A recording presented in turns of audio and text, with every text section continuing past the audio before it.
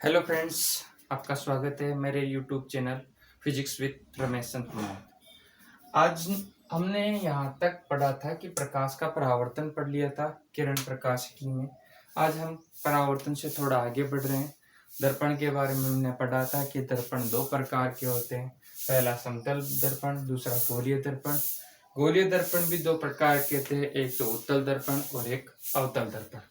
अब हम गोलीय दर्पण से संबंधित परिभाषाएं पढ़ रहे हैं कि गोलीय दर्पण क्या होते हैं, इनके अंदर क्या क्या होता है, मुख्य अक्ष क्या होता है, फोकस बिंदु क्या होते हैं, अपने पास में वक्रता के अंदर क्या होता है, इन सभी को हम पढ़ रहे हैं। तो हमारे पास में नेक्स्ट टॉपिक है गोलीय दर्पण की परिभाषा।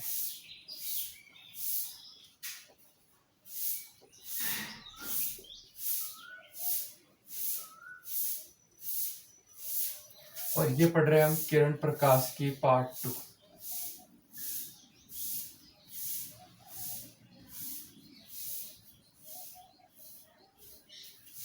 किरण प्रकाश की पार्ट 2। यहाँ हमारे पास में क्या है कि हमको क्या क्या पढ़ना है, ये सब कुछ देखना है। गोलीय दर्पण के बारे में हमने पहले पढ़ लिया था। अब हम गोलीय दर्पण से संबंधित परिभाषाएं पढ़ रहे हैं। गोलीय दर्पण की बात करें तो हमारे पास में दो प्रकार के गोलीय दर्पण थे। ये वाला दर्पण था अपने पास में अवतल दर्पण, ये वाला दर्पण था अपने पास में उत्तल दर्पण। ये तो था अपने पास उत्तल और ये था अवतल। उत्तल दर्पण का दूसरा नाम था अभिसारी दर्पण और अवतल दर्पण का नाम था अपसारी दर्पण। ये दो प्रकार के दर्पण हैं। इनके अंदर अगर हम परिभाषाओं की बात करें तो सबसे पहले आती है अपने पास में द्वारक। द्वारक किसे कहते हैं? ये जो वीडियो अपन बना रहे हैं किरण प्रकाश की, यह किरण प्रकाश की कक्षा 10 के अंदर अपने पास प्रकाश वाले पाठ में काम आता है। यानी आपको अगर आपका कोई भी भाई बहन अगर 10वीं क्लास में है और वो विज्ञान पढ़ रहा है तो उसके लिए प्रकाश के चैप्टर में यही सारी चीज है। कुछ अलग होगा तो मैं आपको बता दूंगा, ताकि अगर कोई 10वीं क्लास विज्ञान में अगर पढ़ने वाला विद्यार्थी है तो उसके लिए भी यह वीडियो बहुत महत्वपूर्ण है। अब हम बात कर रहे हैं द्वारक। द्वारक क्या होता है? देखो, द्वारक के लिए जैसे अपने पास में ये एक अवतल दर्पण हमने ले लिया। इस अवतल दर्पण पर हम प्रकाश किरण आपतित करा रहे हैं। इस अवतल दर्पण पर हम प्रकाश किरण आपतित करा रहे हैं। हमारे पास में 4 प्रकाश किरणें हैं। इन 4 प्रकाश किरणों के अंदर 2 प्रकाश किरणें तो दर्पण पर आपतित हो रही है और पहली और 4 नंबर की प्रकाश किरण आपतित नहीं हो पा रही है। तो जो प्रकाश किरण आपतित हो रही है वो तो दर्पण से टकराकर परावर्तित हो जाएगी, और जो प्रकाश किरण दर्पण पर आपतित नहीं हो पा रही है तो जितना भाग जो प्रकाश किरणों को परावर्तित कर सके उसे हम कहते हैं द्वारक। तो द्वारक की परिभाषा होती है किसी दर्पण का वह भाग जो प्रकाश इस पर आपतित प्रकाश किरणों को परावर्तित कर सके, द्वारक कहलाता है। द्वारक की बात करें, ये हमारे पास में यहाँ से लेकर यहाँ तक दर्पण का द्वारक होगा, जिसे हम कह सकते हैं AB के रूप में। फिर द्वारक के अपने पास में दूसरे भाग की बात करें तो अपने पास में दूसरी परिभाषा होती है ध्रुव। ध्रुव का मतलब क्या होता है? किसी दर्पण के द्वारक का ठीक मध्य बिंदु, किसी दर्पण के द्वारक का ठीक मध्य बिंदु जो दर्पण की सतह पर स्थित होता है, ध्रुव कहलाता है। इस ध्रुव पर आपतित प्रकाश किरण विचलित नहीं होती है, अर्थात इस पर अगर हम प्रकाश किरण आपतित कराएं तो ये परावर्तित तो होती है, पर जो पथ इसका आने का है वही पथ इसका जाने का होता है। ये अपने पास में हो गया दर्पण का ध्रुव। अब ध्रुव के बाद में जब हम किसी दर्पण पर प्रकाश किरण आपतित कराते हैं तो वो हमारे पास परावर्तित होगी और परावर्तित होकर किसी एक बिंदु पर एकत्रित होगी। उस बिंदु को हम कहते हैं फोकस बिंदु। तो अपने पास में नेक्स्ट परिभाषा हो जाती है, ध्रुव को हम P से प्रदर्शित करते हैं। फिर अपने पास में आता है फोकस बिंदु। फोकस बिंदु को समझे अपन, ये अपने पास में वही अवतल दर्पण है, इस पर हमने प्रकाश किरण आपतित कराई। ये 3 प्रकाश किरण हमने आपतित कराई। परावर्तन के पश्चात ये तीनों प्रकाश किरण किसी एक बिंदु पर एकत्रित होती है। जिस बिंदु पर ये प्रकाश किरणें एकत्रित होती है उस बिंदु को हम कहते हैं फोकस बिंदु। फोकस को हिंदी में हम कहते हैं केंद्रण बिंदु। केंद्रण बिंदु का मतलब वह बिंदु जहां प्रकाश किरणें केंद्रित हो सके, तो इसे हम केंद्रण बिंदु कहते हैं। केंद्रण बिंदु की अब अपन फोकस बिंदु की भी थोड़ी सी कहानी देख लें। अपने पास में 2 प्रकार के दर्पण थे, एक तो था उत्तल दर्पण और दूसरा था अवतल दर्पण। उत्तल दर्पण में ये फोकस बिंदु पॉजिटिव होता है, अवतल दर्पण में ये नेगेटिव होता है। पॉजिटिव मतलब धनात्मक और नेगेटिव मतलब ऋणात्मक। ये कैसे होता है इसको हम आगे के भाग में पढ़ेंगे, जिसके अंदर हम दर्पण की दूरियां जब मापते हैं तो उसके लिए एक चिन्ह परिपाटी देखते हैं, वो अपन आगे पढ़ेंगे। चौथा बिंदु की बात करें, फोकस बिंदु हमने कह दिया, एक होती है फोकस दूरी। इसको हम स्मॉल एफ से प्रदर्शित करते हैं। अब फोकस दूरी क्या होती है, ये मान लो हमारा दर्पण का ध्रुव था, ये आपका द्वारक था ए बी, ये दर्पण का ध्रुव, ये फोकस बिंदु। इस दर्पण के फोकस बिंदु और ध्रुव को मिलाने वाली जो रेखा है उसको हम कहते हैं फोकस दूरी। पांचवा आता है अपने पास वक्रता केंद्र। इसको हम कैपिटल सी से प्रदर्शित करते हैं। अब वक्रता केंद्र क्या होता है, देखो हमारे पास में जो दर्पण बनता है वो किसी कांच के खोखले गोले से बनता है। इस कांच के खोखले गोले का जो केंद्र बिंदु होता है उसको हम केंद्र कहते हैं। अब अपने पास में चूंकि यह दर्पण अपने पास में इसी गोले से मिलकर बना है, इसी गोले का कुछ छोटा भाग है, तो ये अपन ने इसका एक छोटा सा भाग हमने यहाँ से काट लिया, ये अपने पास में बन गया। अब ये अपने पास में भाग आ रहा है तो इसके अंदर भी केंद्र बिंदु होगा, तो वही केंद्र बिंदु कहलाता है वक्रता केंद्र। अब वक्रता का शाब्दिक अर्थ होता है झुका हुआ या मुड़ा हुआ, या फिर जिसमें वलय रूप में हो। तो अपने पास में ये जो दर्पण है इसका जो अपने पास में ये दर्पण जिस गोले से मिलकर बना है उस गोले का जो केंद्र बिंदु है उसको वक्रता केंद्र कहते हैं सी। वक्रता केंद्र से अगर हम आगे बात करें तो हमारे पास में आती है नई परिभाषा वक्रता त्रिज्या। वक्रता त्रिज्या को हम कैपिटल आर से प्रदर्शित करते हैं। देखो अपने पास में ये अपने पास में इस गोले के अंदर वक्रता केंद्र था, ये मान लो अपन ने यहाँ पे इसका दर्पण बना लिया, ये इतना सा भाग हमने इसका दर्पण बना लिया। अब इस इतने से भाग को हमने नाम दे दिया ए बी।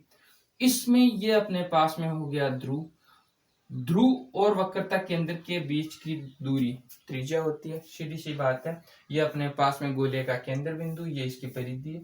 केंद्र से परिधि को मिलाने वाली रेखा कहलाती है त्रिज्या।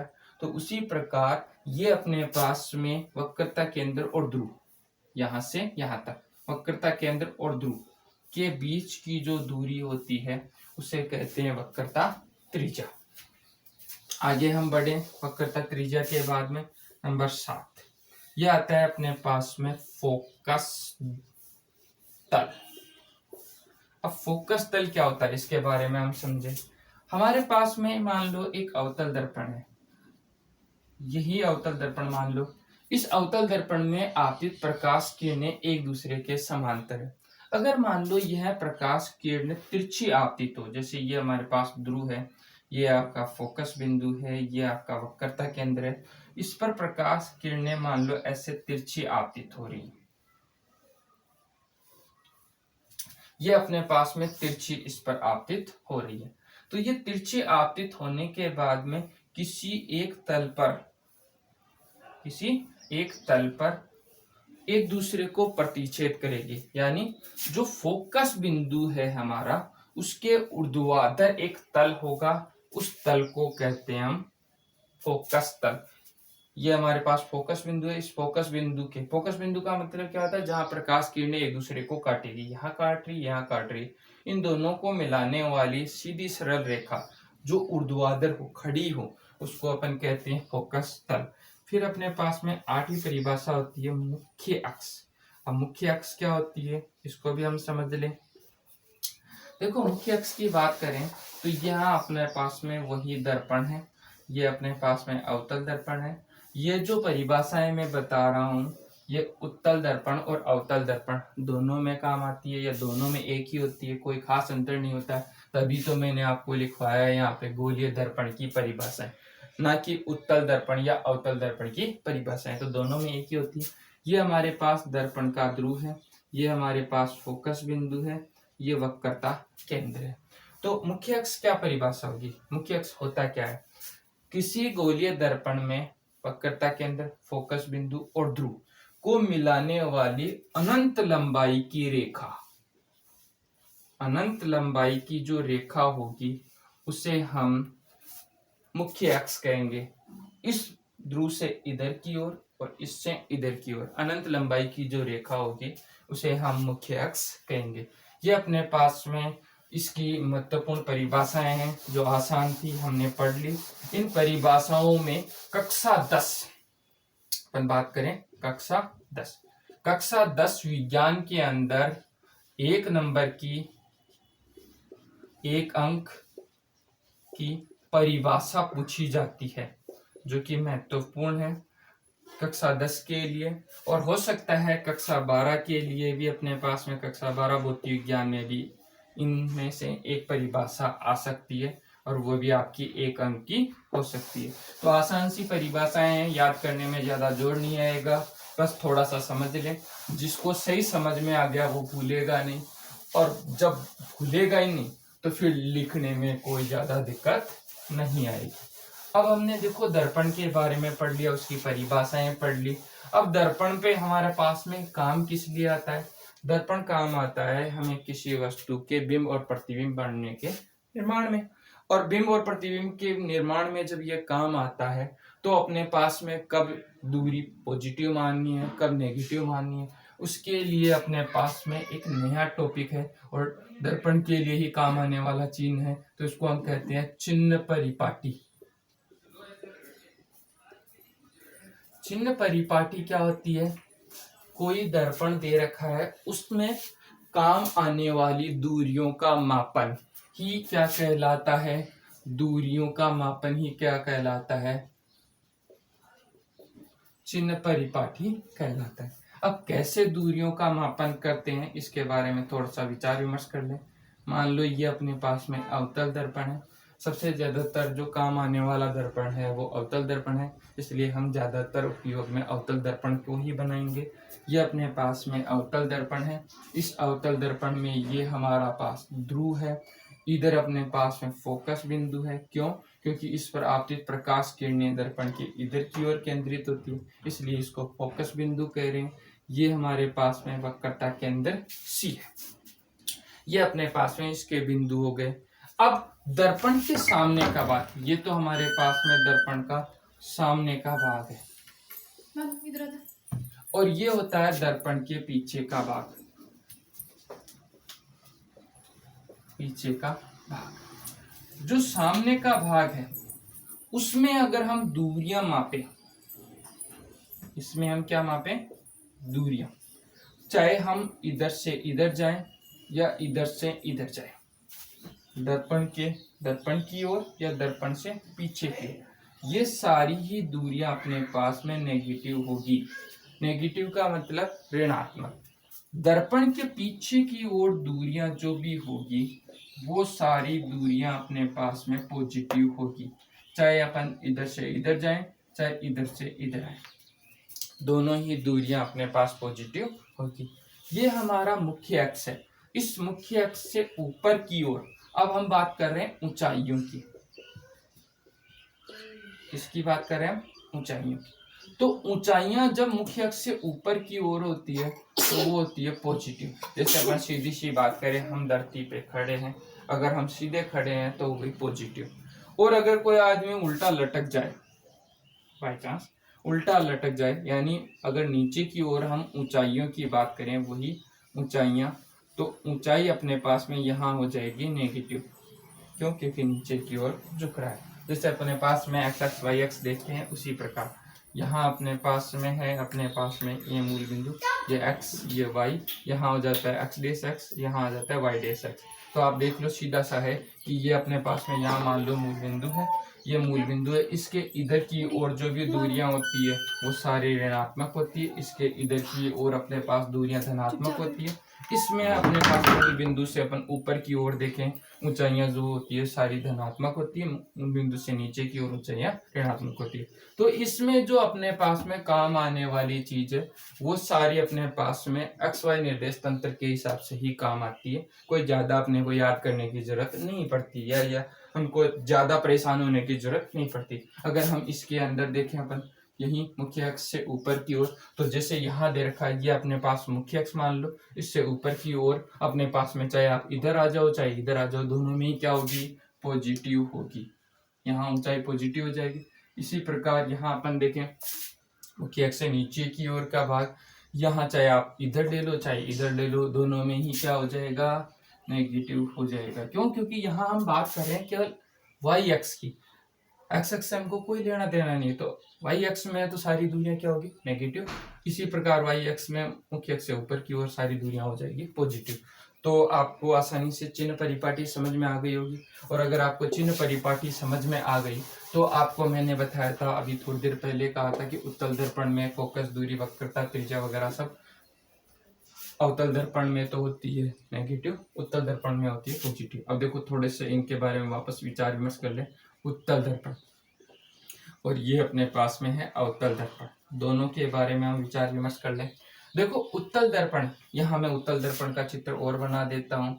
ये अपने पास में उत्तल दर्पण है। अब ये उत्तल दर्पण बना है अपने पास में ऐसे कांच के गोले से, ऐसे कांच के गोले से, तो इसका वक्रता केंद्र इधर है और इस पर प्रकाश किरणें एकत्रित होगी तो यहाँ एकत्रित होगी, यानी इसका जो फोकस बिंदु होगा, इसका फोकस बिंदु अपने पास में, इसका फोकस बिंदु अपने पास इधर की ओर होगा। इसमें ये अपने पास ध्रुव है। अब देखो ये दर्पण का सामने का भाग है, तो सामने के भाग में दूरियां सारी नेगेटिव होगी और इधर की ओर दूरियां क्या हो जाएगी? पॉजिटिव। अब आप इसमें देखते जाओ। आप पहले अपन उत्तल दर्पण की बात करें। उत्तल दर्पण में देखो आपका एफ सी दोनों कैसे हैं? पॉजिटिव, यानी इसमें फोकस बिंदु पॉजिटिव होगा, वक्रता केंद्र पॉजिटिव होगा। ध्रुव और फोकस के बीच की दूरी, फोकस दूरी पॉजिटिव होगी। वक्रता केंद्र और ध्रुव के बीच की दूरी, वक्रता त्रिज्या, ये भी पॉजिटिव होगी।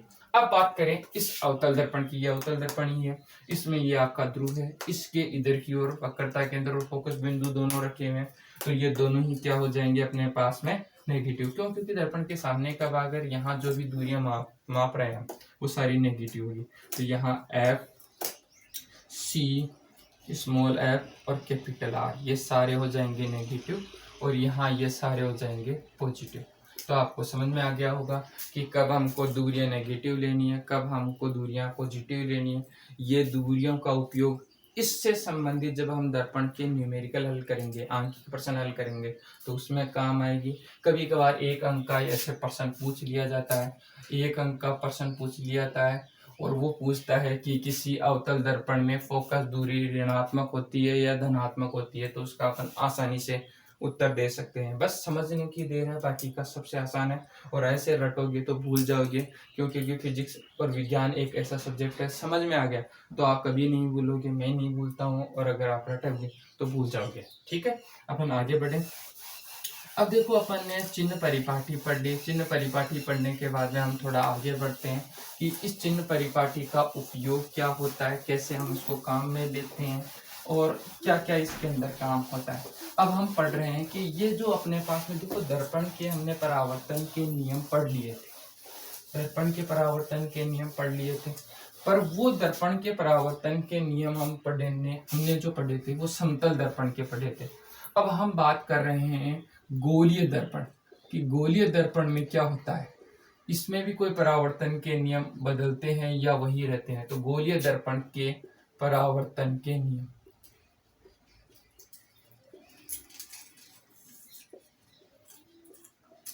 गोलीय दर्पण में परावर्तन के नियम कक्षा 10 विज्ञान में यह पॉइंट सबसे इंपॉर्टेंट है, इसमें से बोर्ड परीक्षा में प्रश्न आता है।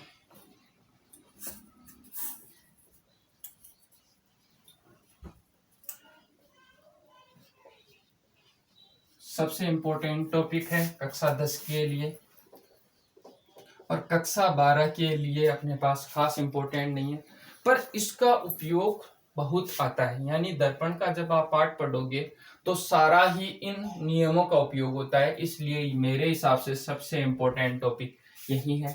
अब इसके अंदर अपने पास में क्या होता है, इसके अपने पास में 4 महत्वपूर्ण नियम है। ये 4 महत्वपूर्ण नियम आपके 4 चित्र के अनुसार बहुत आसान है। मैं समझा देता हूँ आपको कि अपने पास में क्या है। सबसे पहले हमने पास में ये मान लो एक अवतल दर्पण है, ये अवतल दर्पण है। इस अवतल दर्पण में ये आपका मुख्य अक्ष है, ये ध्रुव है, ये फोकस बिंदु है और ये वक्रता केंद्र है।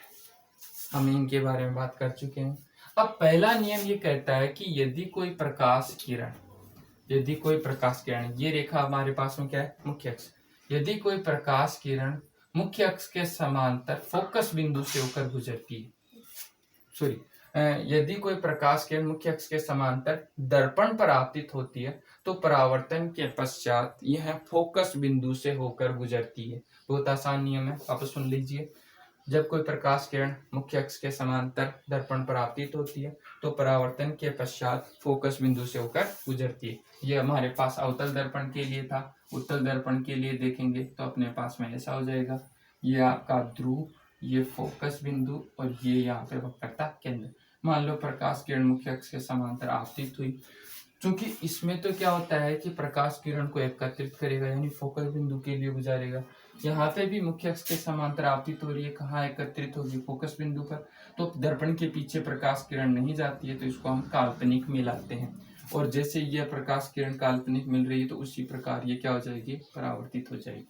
तो इसके अंदर भी वही नियम होता है कि जब कोई प्रकाश किरण मुख्य अक्ष के समांतर दर्पण पर आपतित होती है तो परावर्तन के पश्चात फोकस बिंदु से होकर, जैसे यहाँ गुजर रही है वैसे गुजरेगी, यहाँ गुजर रही है वैसे गुजरेगी। दूसरा नियम इसी का उल्टा है।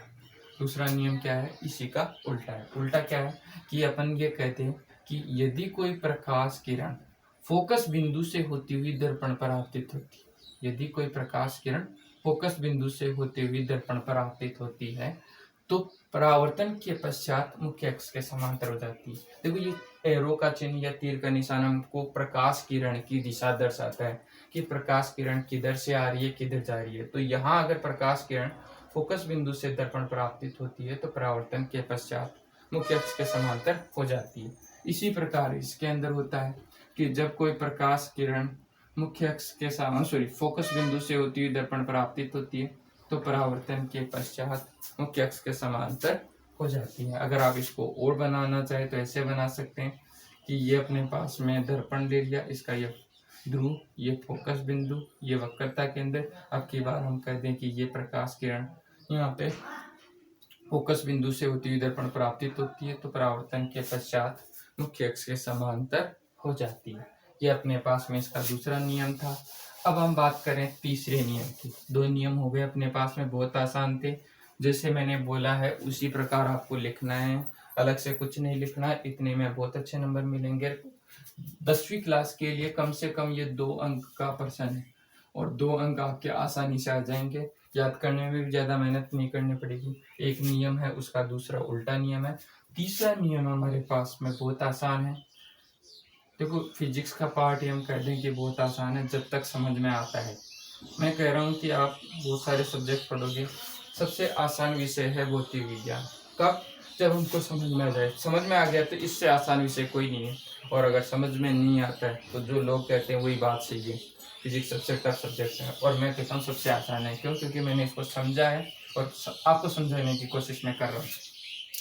अब तीसरे नियम की बात करें, जब कोई प्रकाश किरण दर्पण के ध्रुव पर आपतित होती है, जब कोई प्रकाश किरण दर्पण के ध्रुव पर आपतित होती है तो उसमें आपतन कोण और परावर्तन कोण क्या होता है, बराबर होता है। यानी हम कह सकते हैं कोण I बराबर कोण R। ये अपने पास में तीसरा नियम है, सीधा सा है कि ध्रुव पर आपतित होगी तो अपने पास आपतन कोण और परावर्तन कोण बराबर होगा। उत्तल दर्पण में भी अपने पास में ये ऐसे हो सकती है। ये अपने पास उत्तल दर्पण है, इस पर ये प्रकाश किरण आपतित हुई और यहाँ से परावर्तित हो गई। ये आपतन कोण, ये परावर्तन कोण। यहाँ आ जाएगा ध्रुव की फोकस बिंदु, वक्रता केंद्र। ठीक है, ये अपने पास में तीसरा महत्वपूर्ण नियम है। ये महत्वपूर्ण नियम आया कहाँ से है, थोड़ा सा इसके बारे में बता दें। ये अपने पास में वही समतल दर्पण है, ये आपका विलंब है, ये प्रकाश किरण आपतित हुई, ये परावर्तित हुई। यहाँ आपतन कोण था, यहाँ परावर्तन कोण था। तो जब प्रकाश किरण अविलंब से आपतन कोण आई बना रही है तो परावर्तन कोण क्या बन रहा था, आई, और उसमें हम कह रहे थे कि कोण आई बराबर क्या है, आर। तो ये इसी से हमारे पास में नियम मिला है, कोई ज़्यादा नहीं। क्यों? क्योंकि ये अपने पास ध्रुव और सी के बीच मिलाने वाली रेखा क्या कहलाती है, अविलंब। जैसे आप इसको समझ सकते हैं, ये हमारे पास में व्रत है, ये इसका केंद्र बिंदु है सी, ये अपने पास में इसकी त्रिज्या है आर। अगर हम इसके सापेक्ष कोई स्पर्श रेखा खींच दे तो ये स्पर्श रेखा हमेशा यहाँ से 90 डिग्री कोण बनाती है। तो अपने पास में सीपी रेखा यहाँ से क्या बनाएगी, 90 डिग्री। तो उसके हिसाब से अपने पास में ये अविलंब होगा और ये आगे काम हो जाएगा। चलो आगे बढ़ते हैं। अपन अपने पास में बात करते हैं चौथे नियम की। चौथा नियम बहुत आसान है। कैसे है, देखो, ये अपने पास में मान लो कोई अवतल दर्पण है। इस अवतल दर्पण में ये आपका मुख्य अक्ष, ये अपने पास ध्रुव, फोकस बिंदु, वक्रता केंद्र। अब चौथा नियम क्या है, सीधा से याद रखना, सीधे आना सीधे जाना। यानी जब कोई प्रकाश किरण सी से होती हुई दर्पण पर आपतित होती है तो परावर्तन के पश्चात भी सी से ही होकर गुजरती है। इसको शाब्दिक भाषा में कहते हैं सीधे आना और सीधे जाना।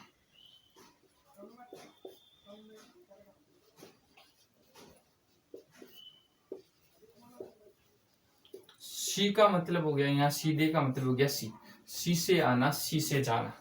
जब कोई प्रकाश किरण वक्रता केंद्र पर आपतित होती हुई दर्पण पर आपतित होगी तो वह परावर्तन के पश्चात भी सी से ही होकर गुजरेगी।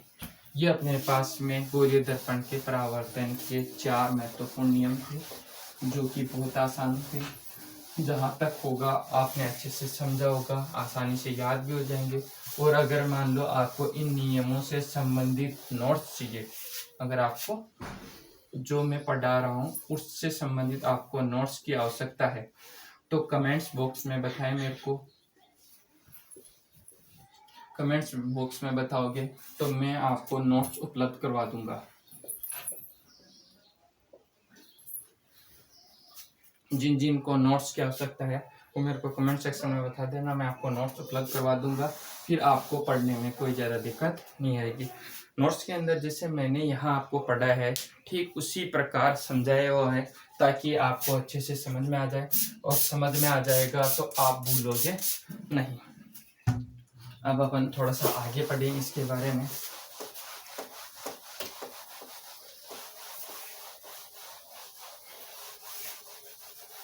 देखो, हमने दर्पण के बारे में पढ़ लिया था, ये दर्पण हो गए थे। अब ये दर्पण है, इनका उपयोग कहाँ होता है, बिंब और प्रतिबिंब के निर्माण में। किसमें काम आते हैं, बिंब और प्रतिबिंब के निर्माण में। अब बिंब और प्रतिबिंब के निर्माण में काम आते हैं तो पहले हम देखें दोनों दर्पणों से बिंब और प्रतिबिंब बनेंगे। तो पहले हम देख रहे हैं अवतल दर्पण से बिंब और प्रतिबिंब का निर्माण।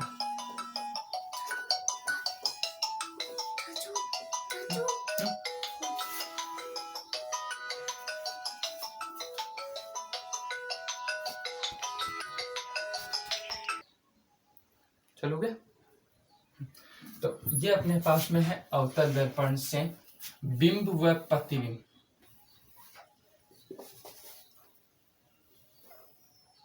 बिंब व प्रतिबिंब का निर्माण।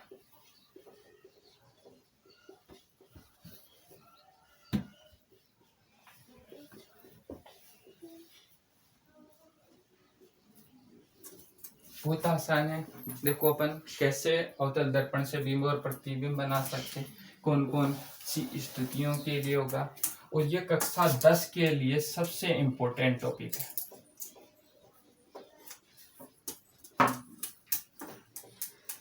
विज्ञान में ये सबसे ज्यादा पूछा जाता है। मैं कह रहा हूं कि इसको आपने अच्छे से समझ लिया तो आपको ये चीज याद करने में कहीं कोई परेशानी नहीं आएगी। कहाँ कैसे प्रतिबिंब बिंब निर्माण होंगे उसके बारे में थोड़ा सा मैं मोटा मोटा यहाँ से बता दूं। इधर मैं आपको चित्र बना के एक यहाँ पे बता देता हूँ कि कैसे हमको बिंब और प्रतिबिंब का निर्माण है, कितनी इसकी स्थितियां होती है, सारी चीज आपको यहीं से पता लग जाएगी। देखो ये अपने पास में दर्पण का ध्रुव था, ये फोकस बिंदु है, यहाँ वक्रता केंद्र है, और इधर हम देखें कहीं हमारे पास में अनंत है। अब हम वस्तु कहाँ कहाँ रख सकते हैं, वस्तु को हम कहाँ कहाँ रख सकते हैं। पहली स्थिति हम वस्तु को रख सकते हैं अनंत पर। पहली स्थिति वस्तु कहाँ रखेंगे हम, अनंत पर। दूसरी स्थिति देखें हम अनंत और वक्रता केंद्र, इन दोनों के बीच में, इन दोनों के बीच में हम कहीं पे भी रख सकते हैं और उससे अपने पास में वस्तु का बिंब प्रतिबिंब बनेगा। तीसरी स्थिति आ जाएगी वक्रता केंद्र पर।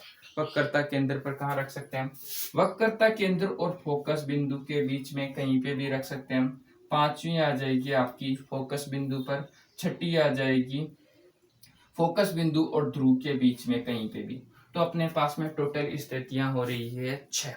इन 6 के बारे में अगर हम देखें तो कहाँ कैसा प्रतिबिंब बनेगा, सीधा बनेगा, वास्तविक बनेगा, उल्टा बनेगा, कैसा बनेगा, उसका अपन थोड़ा थोड़ा मोटा मोटा मैं आपको सीधा सा बता दूं। इसमें ज्यादा याद करने में हमको परेशानी नहीं है, आपके चित्र बनाने में थोड़ा बहुत टेढ़ा मेढ़ा हो सकता है। अगर आपको समझ में आ जाएगा कि प्रतिबिंब कहाँ बनेगा तो आपको मैं ये कहता हूँ कि कभी जरूरत नहीं पड़ेगी रटने की, बिल्कुल आसान है, समझ में आ जाएगा। अच्छा इसको समझाते हैं अपन। देखो समझने में देखो आप कि जब वस्तु F और C के बीच, जब वस्तु C और F के बीच में रखी है तो उससे बनने वाला जो प्रतिबिंब है वो अपने पास में होगा छोटा। अब इसके अंदर आपका बिंब हो सकता है यानी वस्तु रख सकते हैं हम, या प्रतिबिंब बन सकता है। ये दोनों ही अपने पास में क्या होंगे, छोटे होंगे। बिंब भी हो सकता है, प्रतिबिंब भी हो सकता है। कहां से कहां तक, इतनी सी दूरी के बीच में। इतनी सी दूरी के बीच में अगर कोई वस्तु या वस्तु का प्रतिबिंब बनेगा तो वो छोटा बनेगा। अगर हम बात करें यहां से लेकर यहां तक की दूरी, यहां अपने पास में कोई वस्तु रखी हो या वस्तु का प्रतिबिंब हो तो वो अपने पास में बड़ा बनेगा। ये थोड़ा सा याद रख लें, बस इतना सा आपको याद रखना है। और याद क्या रखना है, समझ में आ जाएगा क्यों, क्योंकि इधर अनंत है। अनंत हमेशा क्या होता है, बड़ा। सी से, सी का मतलब हो गया अपने पास सेंटर पॉइंट। सेंटर पॉइंट से इधर आएंगे तो अपने पास चाहे वस्तु रखो चाहे वस्तु का प्रतिबिंब रखो हमेशा बड़ा होगा। सी से एफ के बीच अगर अपने पास वस्तु है या वस्तु का प्रतिबिंब है वो हमेशा छोटा होगा। अब ये अपन थोड़ा सा इसके बारे में देख लिए। ये अपने मुख्य अक्ष है। इस मुख्य अक्ष से ऊपर की ओर हमेशा सीधा होता है, मुख्य अक्ष से नीचे की ओर हमारे पास में उल्टा होता है। बस ये 2-3 चीज याद रखनी है तो अपने पास में सारे चित्र बन जाएंगे। तो शुरुआत हम कर रहे हैं पहली स्थिति से। पहली स्थिति के अंदर कहें तो हम कह सकते हैं जब वस्तु अनंत पर रखी हो, जब वस्तु अनंत पर हो, जब अनंत पर रखी हो। इसके बारे में हम देखें देखो इसके बारे में अपन देखें तो ये मान लो अपने पास में एक अवतल दर्पण है, ये हमारे पास में इसका ध्रुव है, ये फोकस बिंदु है, ये वक्रता केंद्र है, और इधर मान लो कहीं अपने पास में अनंत है। बात समझ में आ गई? ये मान लो अपने पास में कहीं अनंत है।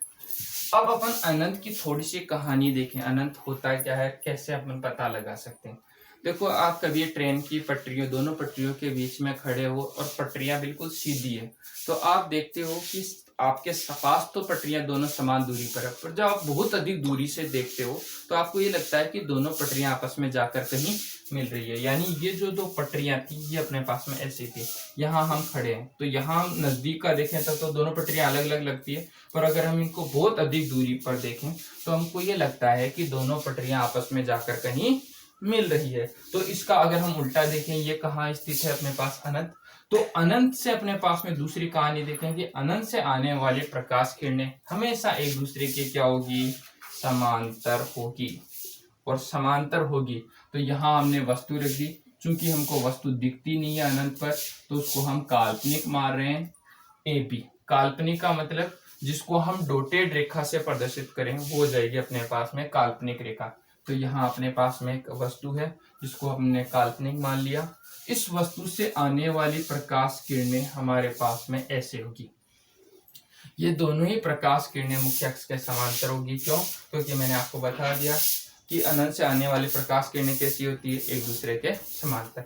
जब ये समांतर प्रकाश किरणें दर्पण पर आपतित होती है तो अपने पास में वही नियम लागू होता है कि जब कोई प्रकाश किरण मुख्य अक्ष के समांतर आपतित हुई तो कहाँ से होकर गुजरेगी, फोकस बिंदु से होकर गुजरेगी, जो कि हमारे पास में परावर्तन का प्रथम नियम था।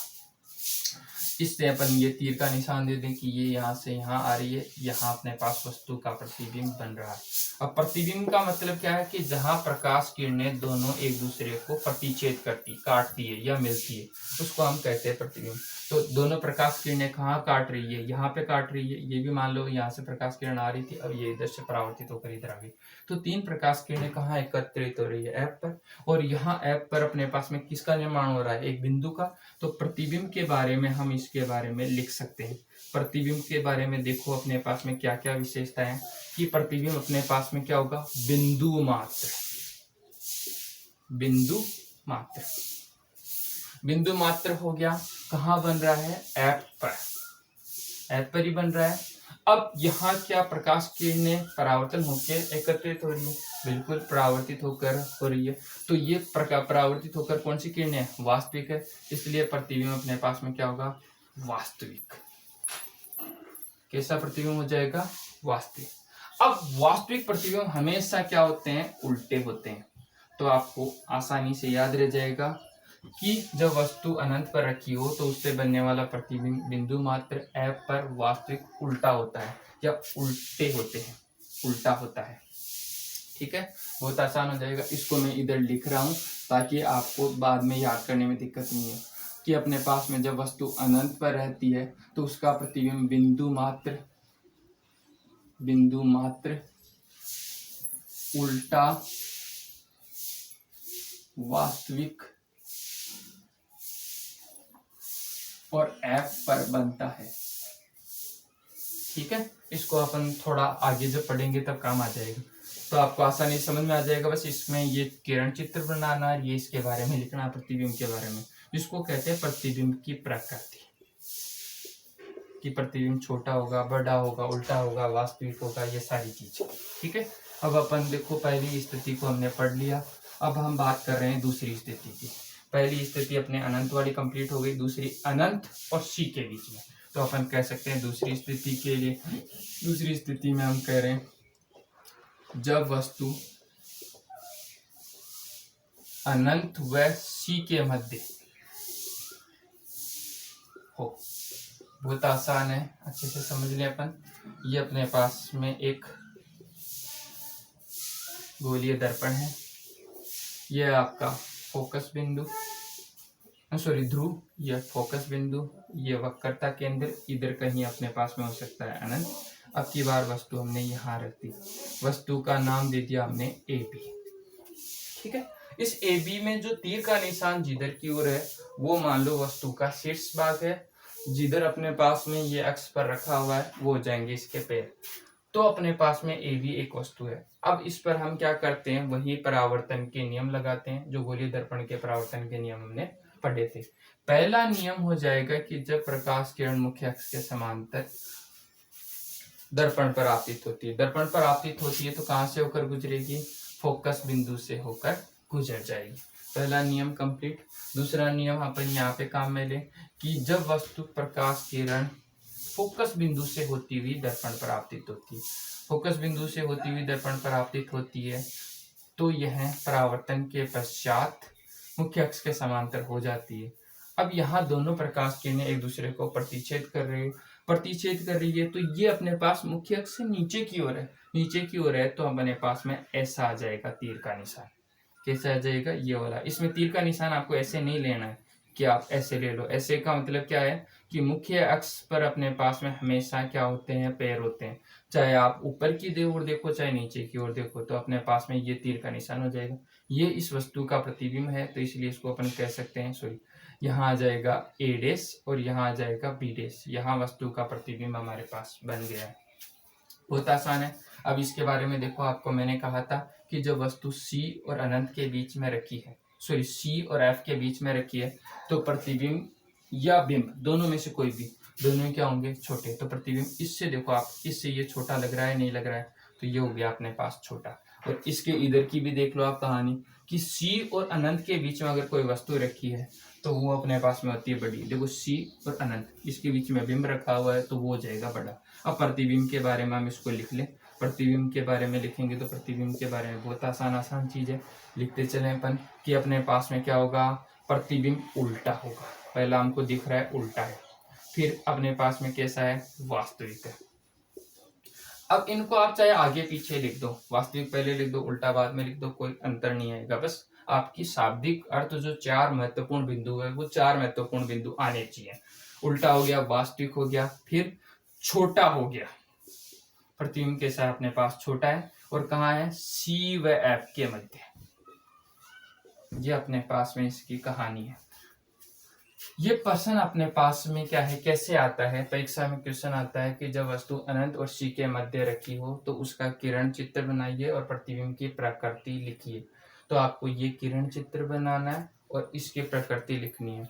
तो ये आपका 1 नंबर का चित्र होता है, 1 नंबर की ये प्रकृति लिखने का मान होता है। यानी एक प्रश्न 2 भागों में मिलकर बना है, यानी ये वाला जो प्रश्न आगे आपके तो 2 नंबर पक्के हैं, ठीक है। और अवतल दर्पण के प्रतिबिंब में से 2 ऐसे प्रश्न आएंगे। वस्तु को आपको चाहे यहाँ रखवा सकता है, चाहे यहाँ रखवा सकता है, चाहे यहाँ रखवा सकता है, यहाँ रखवा सकता है, कहीं पे भी इन 6 में से कहीं पे भी रखवा सकता है, ठीक है।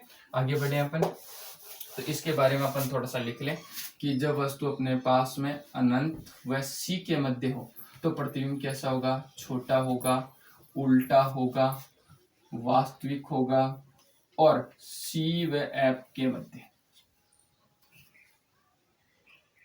ठीक है। अब अपन तीसरा पॉइंट देखें। तीसरा पॉइंट अपने पास में क्या है, तीसरा पॉइंट सी की बात करें, जब वस्तु सी पर रखी हो।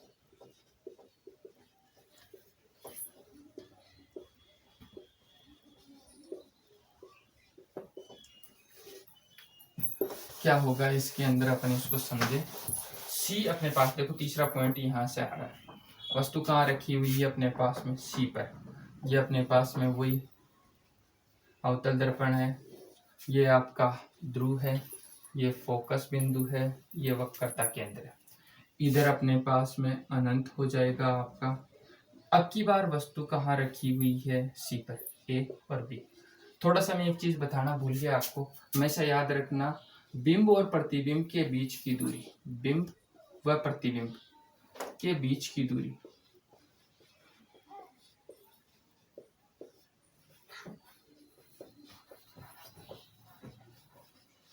ये हमेशा 4f होती है।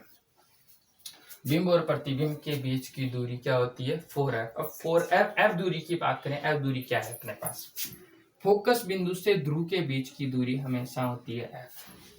C से F के बीच की दूरी होती है f, और C से हम इधर अनंत तक चले जाएं तो उसके बीच की दूरी होती है f, और दर्पण के पीछे की ओर दूरी अपन मानते हैं वो f। यानी अगर हम बिंब और प्रतिबिंब के बीच की दूरियां देखें तो हमारे पास में 4f है। अगर आपका किरण चित्र बनाने में कहीं आगे पीछे हो रहा है तो आप परेशान नहीं हो, सिर्फ इतना ध्यान रखना है कि इन दोनों के बीच की दूरी अपने पास में क्या हो जाए, 4f हो जाए।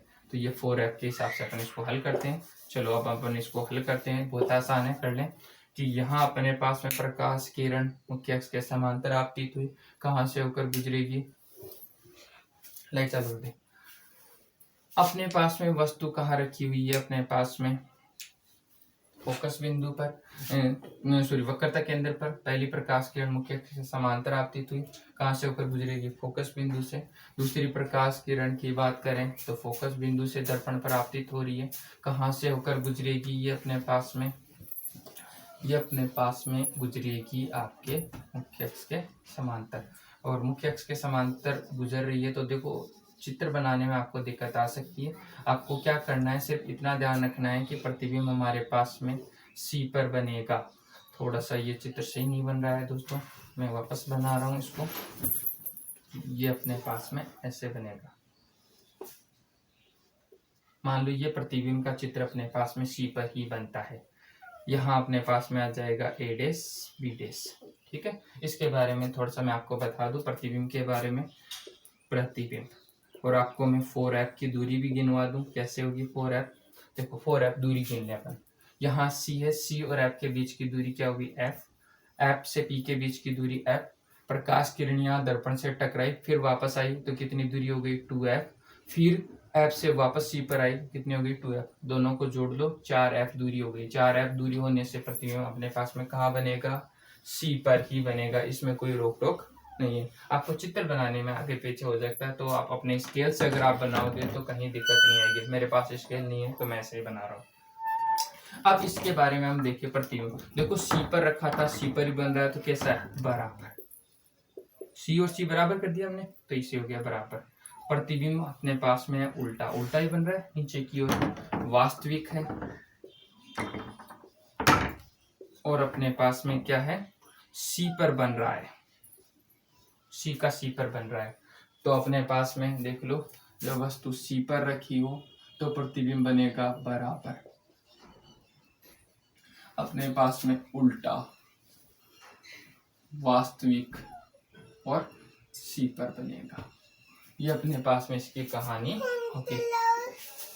अब अपन आगे देखें इसको, अपने पास में आगे का पॉइंट है सी तक हम आ गए, सी से आगे देखें हम तो सी से एफ के बीच में हो गया अपने पास में 4। जब वस्तु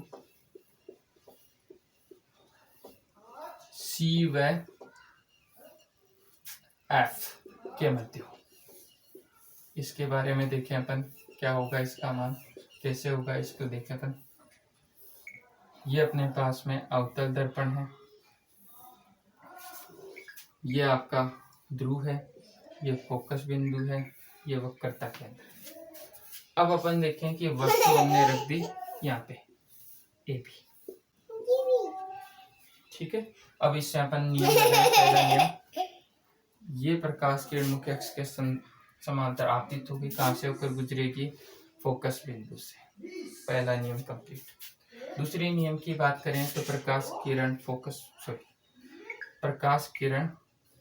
फोकस बिंदु से होकर गुजरेगी ये, और परावर्तन के पश्चात मुख्य अक्ष के समांतर हो जाएगी।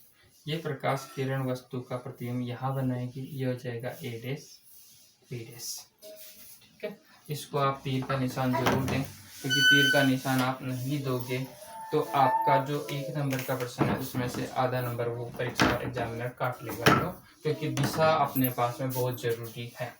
अब देखो इसके प्रतिबिंब के बारे में हम कहें तो प्रतिबिंब के बारे में बहुत आसान बात है इसकी, सुन लीजिए। देखो प्रतिबिंब अपन देखें कि यहाँ सी से इधर मान लो अपने पास में अनंत है, तो सी से अनंत के बीच में बन रहा है बड़ा होगा। अब यहाँ बड़ा क्या बन रहा है प्रतिबिंब है,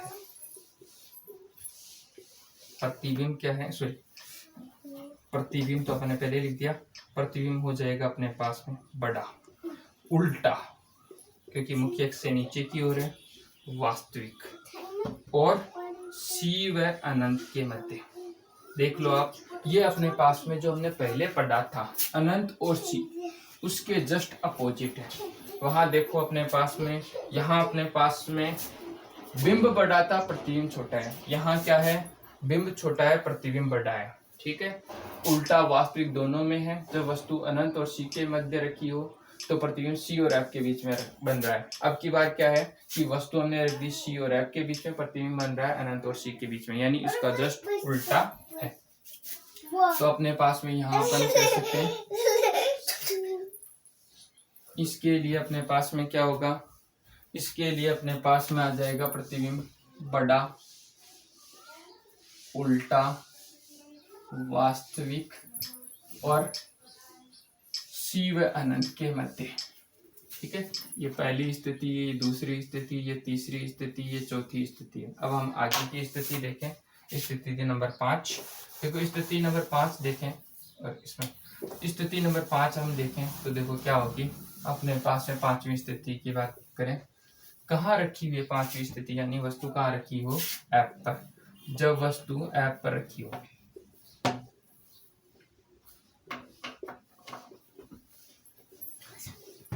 अब वस्तु एफ पर रखी हो तो क्या होगा, ये अपने पास में एक दर्पण है, ये फोकस बिंदु ध्रुव, ये फोकस बिंदु, ये वक्रता केंद्र।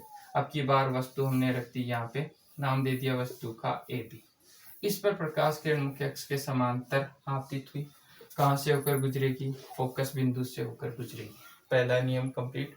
दूसरे नियम की बात करें तो दूसरा नियम तो हम लगा नहीं सकते क्योंकि फोकस बिंदु से दर्पण पर आपतित होगी, वो काम नहीं कर रहा है, तो अपन तीसरा नियम लगा रहे हैं कि जब प्रकाश किरण ध्रुव पर आपतित हो, दर्पण के ध्रुव पर आपतित हो, तो ध्रुव पर आपतित होगी तो आपतन कोण यहाँ पे आई बन जाएगा और यहाँ हो जाएगा आपका परावर्तन कोण आर। यहाँ आपतन कोण आई और परावर्तन कोण आर क्या होंगे? बराबर। ये दोनों प्रकाश किरणें अपने पास में ऐसे दिखाई देंगी। अब ये दोनों प्रकाश किरणें क्या हैं? एक दूसरे के समांतर हैं। दोनों प्रकाश किरणें क्या हैं? एक दूसरे के समांतर। और हमको पता है कि समांतर प्रकाश किरणें कहाँ एकत्रित होती है? फोकस बिंदु पर, यानी यहाँ सॉरी फोकस बिंदु नहीं, ये होती है अनंत पर एकत्रित। तो प्रतिबिंब के बारे में हम कह सकते हैं यहाँ पे कि प्रतिबिंब कैसा बनेगा, क्या बनेगा, इसके बारे में देखो। पहले अपन बात करें इसमें कि ये अनंत पर जाके मिलेंगे तो प्रतिबिंब बनेगा अनंत पर, उल्टा सुल्टा लिख सकते हैं हम। यहाँ मुख्य अक्ष से नीचे की ओर प्रतिबिंब बनेगा, इसलिए उल्टा बनेगा। और उल्टे के बारे में प्रकाश किरणें हमको वास्तव में जाती हुई दिखाई दे रही है, इसलिए प्रतिबिंब बनेगा वास्तविक। उसके बाद में अपने पास में हम देखें कि ये प्रतिबिंब बन रहा है तो इधर पीछे की ओर जाएगा तो बहुत अधिक, यानी मुख्य अक्ष से दूरी बढ़ती जाएगी तो प्रतिबिंब बनेगा बहुत बड़ा, प्रतिबिंब बन जाएगा बहुत बड़ा। ये अपने पास में जो हमने नंबर 1 पढ़ा है उसका जस्ट उल्टा है। एक का क्या है? उल्टा है। एक का उल्टा देख लो आप कैसे है कि हमने वस्तु कहाँ रखी थी? अनंत पर। अब की बार प्रतिबिंब कहाँ बन रहा है? अनंत पर बन रहा है। प्रतिबिंब उल्टा है वास्तविक, ये दोनों चीज तो हुई थी। अब प्रतिबिंब बन कहाँ रहा था? फोकस बिंदु पर। यहाँ हम क्या कर रहे हैं? वस्तु ही फोकस बिंदु पर रख रहे हैं तो जस्ट उसका क्या हो गया? उल्टा हो गया। अब आपको मैं थोड़ी सी 4f दूरी गिनवा दूं। 4f दूरी देखो, गिनो आप यहाँ से। यहाँ अपन देखें कि यहाँ से वस्तु यहाँ गई, कितनी दूरी हो गई? f। फिर यहाँ से टकरा कर वापस यहाँ आई f, यानी कितने हो गए? गिनते चलो आप, यहाँ से यहाँ तक 1f, फिर यहाँ से यहाँ वापस आ रही है 2f, फिर यहाँ से यहाँ आ रही है 3f, और फिर इधर से अपन मान रहे थे कि इधर c से अनंत की दूरी क्या होती है? f दूरी होती है। गिन लो, 1, फिर वापस आ गए 2, फिर 3 और फिर 4f की दूरी अपने पास में हमेशा पाई जाती है। याद रह जाएगा।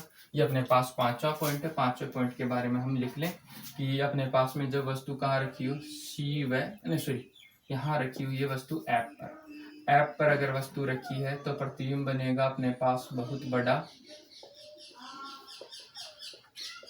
उल्टा, वास्तविक और अनंत पर। इनको आगे पीछे हम लिख सकते हैं, कोई खास दिक्कत नहीं है। अब अपन आगे बढ़े। यहाँ तक अपने पास में 5 भाग हो गए। अब अपन देखते 5 भाग से 6ठे भाग पर कि वस्तु ऐप और पी के बीच रखी है। ऐप व पी के मध्य। अब देखो कैसा होगा अपने पास इसका चित्र। ये अपने पास में अवतल दर्पण है, ये आपका ध्रुव है, ये फोकस बिंदु है, ये वक्रता केंद्र सी। अब की बार वस्तु हम इन दोनों के बीच में रख रहे हैं। वस्तु का नाम दे दिया हमने ए बी। इससे प्रकाश किरण पहली मुख्य अक्ष के समांतर आपतित हो रही है। कहाँ से होकर गुजरेगी? फोकस बिंदु से। पहला नियम कंप्लीट है अपने पास में, ठीक है। दूसरे नियम की बात करें, दूसरा नियम लगेगा नहीं क्योंकि फोकस बिंदु से होती प्रकाश किरण आपतित नहीं हो सकती। तो तीसरे नियम की बात करें, तीसरा नियम अपने पास में हो जाएगा, यहाँ आपतन कोण हो जाएगा और यहाँ परावर्तन कोण क्या हो जाएगा अपने पास में? आप परावर्तन कोण बन जाएगा अपने पास में आर। यहाँ परावर्तन कोण बन रहा है आर। अब देखो ये प्रकाश किरणों में यहाँ दूरी कम है, यहाँ दूरी ज्यादा आ रही है। तो यहाँ दूरी ज्यादा होने के कारण इधर तो कहीं मिल नहीं सकती। क्यों? क्योंकि दूरियां बढ़ रही है तो मिलने की संभावना ही नहीं है। तो फिर मिलेगी कहाँ? पीछे, यानी इसके पीछे की ओर, और पीछे की ओर दर्पण के पीछे की ओर प्रकाश किरण जा नहीं सकती, तो उसको हम काल्पनिक मिलाते हैं, आभासी मिलाते हैं। तो ये प्रकाश किरणें मान लो ऐसे काल्पनिक यहाँ से मिल रही है, ये यहाँ पे मिल रही है, यहाँ दोनों प्रकाश किरणें मिल रही है, तो उनका हम प्रतिबिंब बना सकते हैं ए डैश बी डैश। अब ए डैश बी डैश अपन बना रहे हैं तो वहां वस्तु का प्रतिबिंब कैसा बन रहा है? अब इसके प्रतिबिंब के बारे में बात करें, प्रतिबिंब क्या होगा? प्रतिबिंब कैसा होगा? प्रतिबिंब कैसा होगा अपने पास में, यहाँ प्रतिबिंब अपने पास में होगा, देखो सीधा होगा। पहली बार हमको इस चित्र में पहली बार सीधा देखने को मिल रहा है, क्यों? क्योंकि मुख्य अक्ष से ऊपर की ओर सीधा है। और सीधे प्रतिबिंब हमेशा कैसे होते हैं? काल्पनिक होते हैं या आभासी होते हैं। आभासी क्यों हो रहे हैं? आपको दिख रहा होगा सामने कि प्रकाश किरणें दर्पण के पीछे नहीं जा सकती, फिर भी हमने डोटेट करके मिलाया है, तो इसलिए प्रतिबिंब कैसा हो जाएगा? आभासी। उसके बाद में क्या है? प्रतिबिंब बड़ा बन रहा है। प्रतिबिंब कैसा बन रहा है? बड़ा बन रहा है। और बड़े के साथ में क्या है अपने पास में? बड़े के साथ में अपने पास दर्पण के पीछे बन रहा है। ये अपने पास में काम है, और इसी अनुप्रयोग का उपयोग किया जाता है सबसे ज्यादा। और इसी में से प्रश्न बनता है 1 नंबर का। प्रश्न क्या बनता है कि वह कौन सा दर्पण है? प्रश्न बनता है वह कौन सा दर्पण है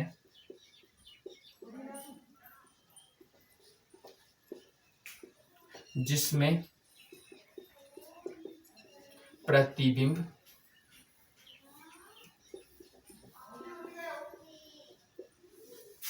आभासी, सीधा, बड़ा बनता है। और इसका उत्तर हो जाएगा अवतल दर्पण। क्यों? क्योंकि उत्तल दर्पण में बनने वाले प्रतिबिंब हमेशा छोटे होते हैं। बनते तो अपने पास में उत्तल दर्पण में आभासी और सीधे ही प्रतिबिंब है, पर हमेशा कैसे होंगे? छोटे। इसका आप उपयोग याद रख सकते, बहुत आसान है कि हम जैसे मोटरसाइकिल चलाते हैं, मोटरसाइकिल के साइड में एक मिरर होता है जो पीछे से वाहन को देखता है। अब अपन देख लो, इतना सा मेरे हाथ जितना सा मोटरसाइकिल का मिरर होता है, दर्पण होता है, उसमें हम बड़ी से बड़ी बस को देख लेते हैं आराम से। तो इतने से हाथ के अंदर पूरी बस दिख जाती है। तो आप सोच लो कि प्रतिबिंब कैसा बनता है? छोटा। और यही प्रतिबिंब क्या होता है? बड़ा। और इसी का उपयोग अपने पास में किया जाता है। कहाँ कहाँ उपयोग किया जाता है? दांत में। दांत चिकित्सक काम में लेते हैं इसको, काम में दांत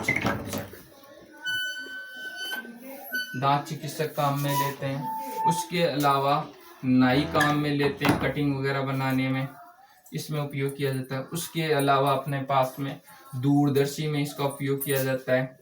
इसी अनुप्रयोग का, यानी इसके छठे भाग का, यह छठा भाग सबसे इंपॉर्टेंट है, सबसे ज्यादा परीक्षा में पूछा जाता है। दूरदर्शी में इसका उपयोग होता है। सूक्ष्मदर्शी, इसमें भी इसी का उपयोग किया जाता है।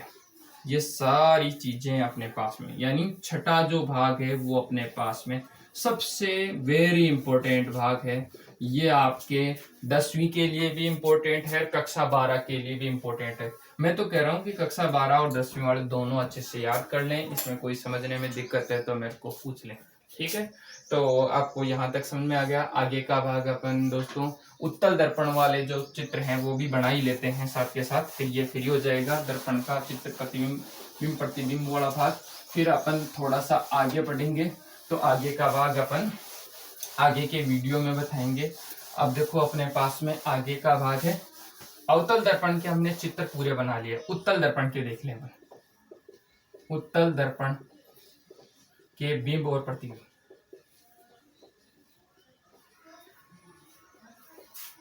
छोटे से हैं, 2 ही बिंब प्रतिबिंब बनते हैं। कैसे बनते हैं थोड़ा सा इनके बारे में देख लें। मान लो ये अपने पास में एक उत्तल दर्पण है। इस उत्तल दर्पण में ये आपका ध्रुव, ये फोकस बिंदु, ये वक्रता केंद्र। इसमें दर्पण के पीछे की ओर होते हैं। इधर अपने पास में कहीं हो सकता है अनंत। तो इसके अपने पास में 2 ही चित्र बनते हैं। पहला, वस्तु कहाँ रखी हो? अनंत पर। फिर इसके बाद में सीधा अपन अनंत से चले तो अपने पास में मिलता है ध्रुव, और कोई भी बिंदु नहीं मिलता है तो दूसरा चित्र बन जाएगा आपका अनंत से ध्रुव के मध्य कहीं पे भी। क्योंकि इसमें तो ये सारे अवतल दर्पण में तो सारे भाग इधर थे, इसलिए उसके 6 प्रकार के चित्र बन गए थे। इसमें सिर्फ 2 ही चित्र बनेंगे, वस्तु अनंत पर रखी हो और अपने पास में दूसरा भाग कि यह अनंत और एफ के बीच में रखी हो। तो पहली स्थिति हम देख रहे हैं, जब वस्तु अनंत पर हो। जब वस्तु अनंत पर होगी तो कैसा इसका प्रतिबिंब वगैरह होगा देख लें अपन।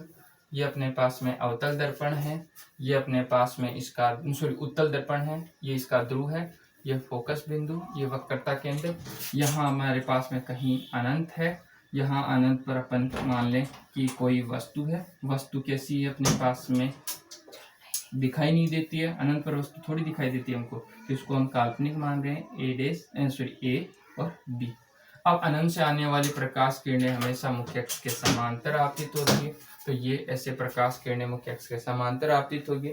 मुख्य अक्ष के समांतर आपतित प्रकाश किरणें कहाँ एकत्रित होती है? दर्पण के परावर्तन नियम से फोकस बिंदु पर। चूंकि हम इन प्रकाश किरणों को डॉटेड बनाएंगे, क्यों? क्योंकि दर्पण के पीछे प्रकाश किरण नहीं जा सकती, तो ये अपने पास में इसको ऐसे हम डॉटेड बना सकते हैं। अब दर्पण के पीछे नहीं जा सकती तो जाएगी कहाँ? सामने की ओर। ये अपने पास में ऐसे प्रकाश किरणें चली जाएगी, तो यहाँ इधर तो कहीं मिलने की संभावना नहीं है। कहाँ मिलेगी? ये फोकस बिंदु पर। कहाँ मिलेगी? फोकस बिंदु पर। अब फोकस बिंदु पर यहाँ मिलेगी तो प्रतिबिंब भी यही बनेगा। तो प्रतिबिंब के बारे में हम बात करें, प्रतिबिंब अपने पास में हो जाएगा एक तो बिंदु मात्र।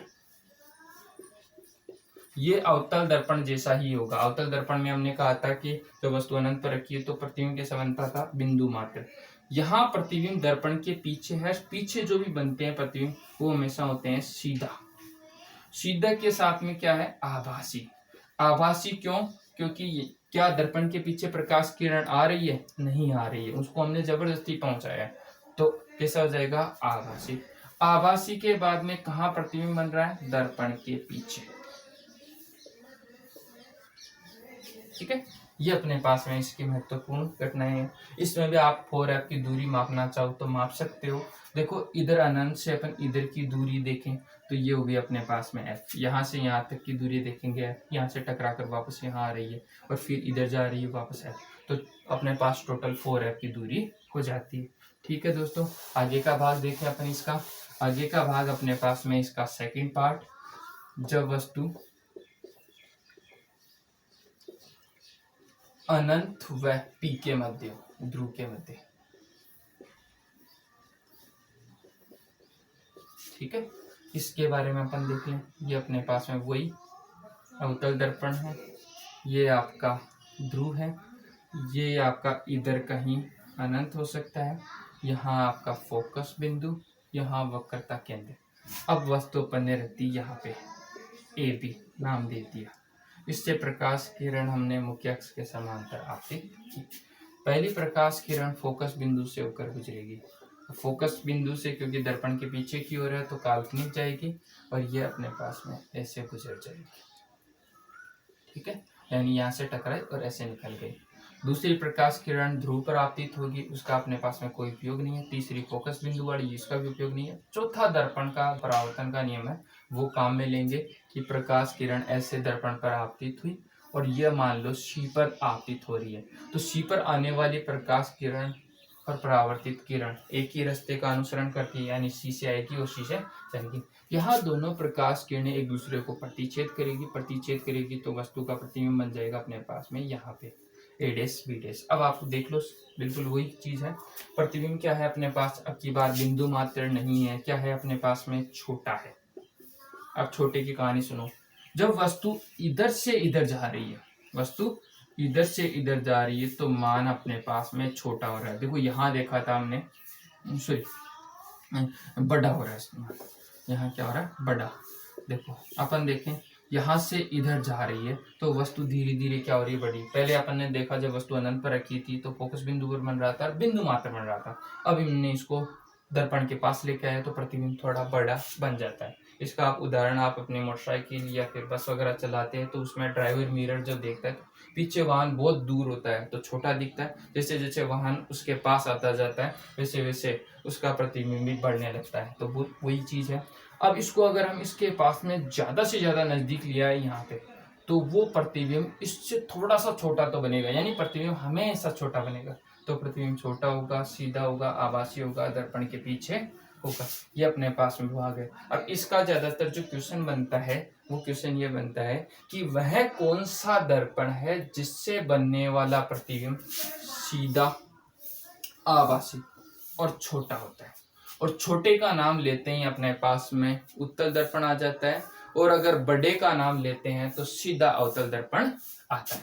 ये अपने पास में आज का वीडियो था दोस्तों। आगे का दर्पण का जो भाग है उसमें अपने पास में पढ़ते हैं हम उसकी फोकस दूरी, वक्रता, त्रिज्या, दर्पण सूत्र वो हम आगे वाले नेक्स्ट वीडियो में बताएंगे आपको। अगर आपको मेरा जो वीडियो है वो अच्छा लगा है, इसमें कोई आपको समझने में दिक्कत है तो मेरे को कमेंट करके पूछ सकते हैं। बाकी चैनल को लाइक, शेयर और सब्सक्राइब करें ताकि मैं इससे अच्छा आपको पढ़ाने की कोशिश करूँगा। और मेरे यूट्यूब चैनल को लगातार आपके दोस्त वगैरह जो भी हैं उनको आप भेजें, जो कक्षा 10 या 12 में पढ़ रहा है अभी, क्योंकि ये जो टॉपिक मैं पढ़ा रहा हूँ वो कक्षा 10 और 12 दोनों के लिए महत्वपूर्ण है और ज़्यादा से ज़्यादा अंक आएंगे। और अगर आपको इसके नोट्स की आवश्यकता है तो कमेंट बॉक्स में लिख के बताइए, मैं आपको नोट्स भी उपलब्ध करवा दूंगा। ठीक है दोस्तों, धन्यवाद।